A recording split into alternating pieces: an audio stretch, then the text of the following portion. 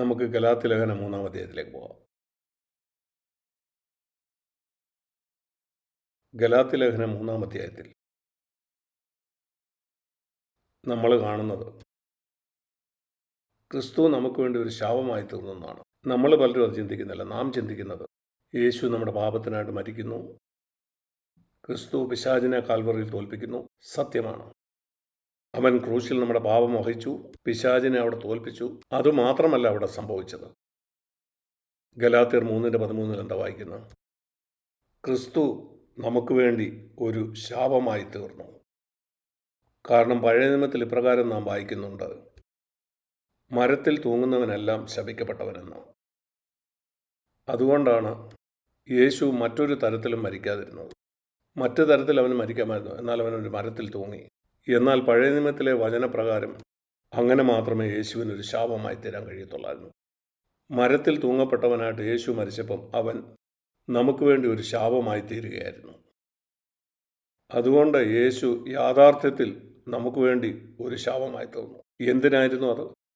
യേശു എന്തിനാണ് ക്രൂശിൽ തൻ്റെ രക്തമൊഴുക്കിയത്? നമ്മുടെ പാപങ്ങൾ ക്ഷമിക്കപ്പെടാൻ വേണ്ടി. എന്തുകൊണ്ടാണ് അവൻ നമുക്ക് വേണ്ടി ഒരു ശാപമായി തീർന്നത്? അതിൻ്റെ ഉത്തരവ് ഇവിടെ കാണാൻ കഴിയും. മരത്തിൽ തൂങ്ങുന്നവനെല്ലാം ശപിക്കപ്പെട്ടവൻ എന്ന് എഴുതിയിരിക്കുന്നത് പോലെ ഇതാണ് അതിന് കാരണം. അതെന്താണ്? അബ്രഹാമിൻ്റെ അനുഗ്രഹം, യേശുക്രിസ്തുവിൽ അബ്രഹാമിൻ്റെ അനുഗ്രഹം നമുക്ക് ലഭിക്കേണ്ടതിനാണ്. അതിനാണ് ആത്മാവിൻ്റെ വാഗ്ദാനം നമുക്ക് തന്നിരിക്കുന്നത്. ഇത് ആത്മാവിൽ നിറയുന്നതിനെ പറ്റിയാണ് പറയുന്നത്. കാരണം യേശു നമുക്ക് വേണ്ടി ഒരു ശാപമായി തീർന്നു. അതിൻ്റെ ഉദ്ദേശം അബ്രഹാമിൻ്റെ അനുഗ്രഹം എനിക്ക് തരേണ്ടതിനാണ്. അതിനാണ് എനിക്ക് പരിശുദ്ധാത്മാവിനെ തന്നത്. അതുകൊണ്ട് ആദ്യം അബ്രഹാമിൻ്റെ അനുഗ്രഹം എന്താണെന്ന് ഞാൻ നിങ്ങളെ കാണിച്ചു തരാം. വചനത്തോട് ചേർത്ത് ഞാൻ പഠിച്ചപ്പോൾ അതെന്നെ ഒത്തിരി ഉത്സാഹിപ്പിച്ചു. തന്നെ ഉത്സാഹത്തോടെ അന്വേഷിക്കുന്നവർക്കാണ് അവൻ പ്രതിഫലം നൽകുന്നത്. ഉത്സാഹത്തോടെ വചനം പഠിക്കുന്നവരും അനുഗ്രഹിക്കപ്പെടാനിടയാവും.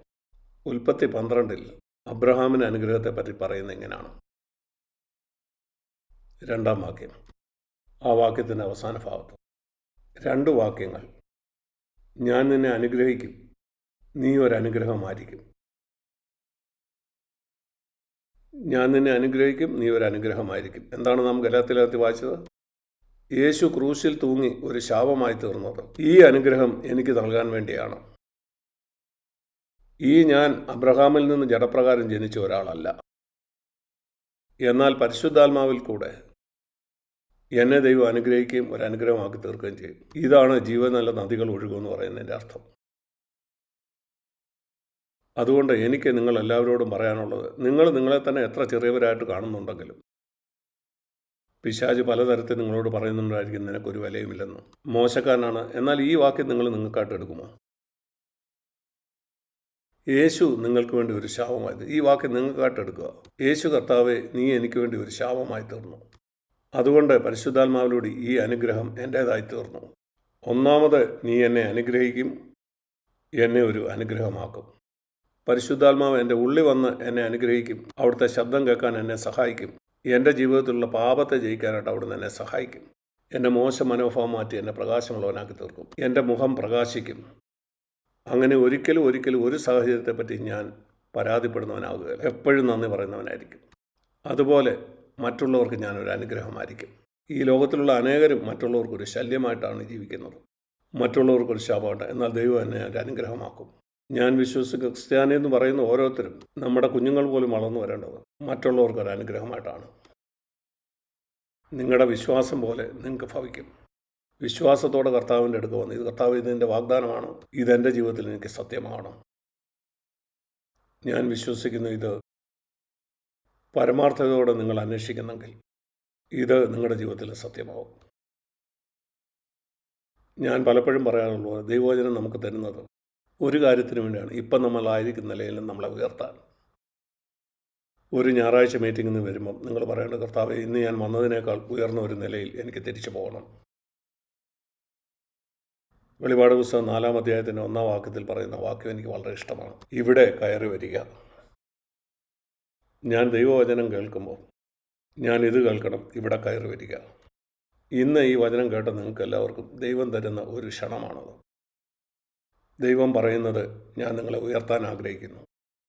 ഇതുവരെയും നിങ്ങളായിരുന്ന ആ അവസ്ഥയിൽ നിന്ന് പരിശുദ്ധാത്മാവിനാൽ അവൻ നിങ്ങളെ ഉയർത്തും.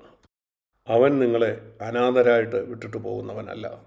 എനിക്ക് പരിഹരിക്കാൻ പറ്റാത്ത ഏത് പ്രശ്നമാണ് വരുന്നതെന്ന് ആശ്ചര്യപ്പെട്ട് നിങ്ങൾ ജീവിക്കണ്ട. ഭാവിയിൽ നിങ്ങൾക്ക് സംഭവിക്കാൻ പോകുന്ന ഏത് കാര്യമായിക്കോട്ടെ, അത് എന്തു തന്നെ ആയിരുന്നാലും നിങ്ങൾ കർത്താവിനോട് പറയുക, കർത്താവേ, ഞാനും എൻ്റെ കുടുംബവും ഞങ്ങൾ വിശ്വസിക്കുന്നു, നീ ഞങ്ങളെ അനുഗ്രഹിക്കുകയും മറ്റുള്ളവർക്ക് അനുഗ്രഹമാക്കി തീർക്കുകയും ചെയ്യും. ഞങ്ങളുടെ എല്ലാ സാഹചര്യത്തിലും നീ ഞങ്ങൾക്കായിട്ട് കരുതും. ഞങ്ങളുടെ എല്ലാ ആവശ്യങ്ങളും സ്വർഗീയ പിതാവിൻ്റെ സമ്പത്തിനൊത്തവണ്ണം പൂർണ്ണമായിട്ടും തീർത്തു തരും. ഇതുപോലെയുള്ള ദൈവത്തിൻ്റെ വാഗ്ദാനങ്ങൾ നമ്മൾ മുറുകെ പിടിക്കേണ്ടതുണ്ട്. കാരണം വരും ദിവസങ്ങളിൽ നമുക്കിത് ആവശ്യം വരും. ദൈവവചനം പറയുന്നത് അനേക ദുർഘട സമയങ്ങൾ നമുക്ക് മുന്നിൽ വരാനായിട്ട് പോവുകയാണ്.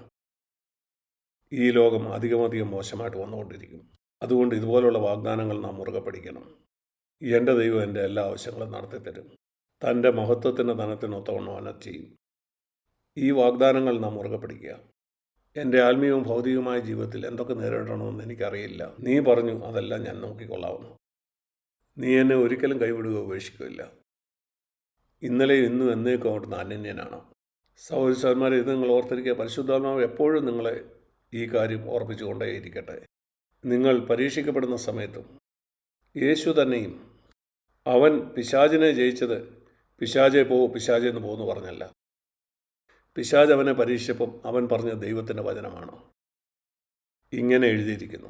മറ്റൊരു പരീക്ഷയുമായിട്ട് വന്നപ്പോഴും അവൻ പറഞ്ഞ് ഇങ്ങനെ എഴുതിയിരിക്കുന്നു. ഇതെന്നെ പഠിപ്പിച്ചത് പിശാച് എന്നെ കോപിക്കാനായിട്ടോ നിരാശപ്പെടാനായിട്ടോ ഏത് കാര്യത്തിൽ എന്നെ പരീക്ഷിക്കുമ്പോഴും ഞാൻ ധ്യാനിച്ചിട്ടുള്ള ഒരു ദൈവവചനം എൻ്റെ ഹൃദയത്തിലേക്ക് ദൈവം തരും. ആ വചനം എൻ്റെ ഹൃദയത്തിലേക്ക് പരിശുദ്ധാത്മാവ് വിട്ടു തരും. അപ്പോൾ എനിക്ക് പിശാചിനോട് പറയാൻ കഴിയും, നിനക്കിതിന് കഴിയില്ല. നീ കാൽവറിയിൽ തോൽപ്പിക്കപ്പെട്ടവനാണ്. ഞാൻ ക്രിസ്തുവിനുള്ളവനാണ്. അവൻ എൻ്റെ കൂടെയുണ്ട്. എൻ്റെ പ്രിയ സഹോദരന്മാരെ, വരും ദിവസങ്ങളിൽ ഇങ്ങനെ ജീവിക്കാനായിട്ട് നിങ്ങൾ ശീലിക്കുക. ദൈവം നമ്മെ അനുഗ്രഹിക്കുമെന്നുള്ള ആ വാഗ്ദാനം അവൻ നിറവേറ്റും.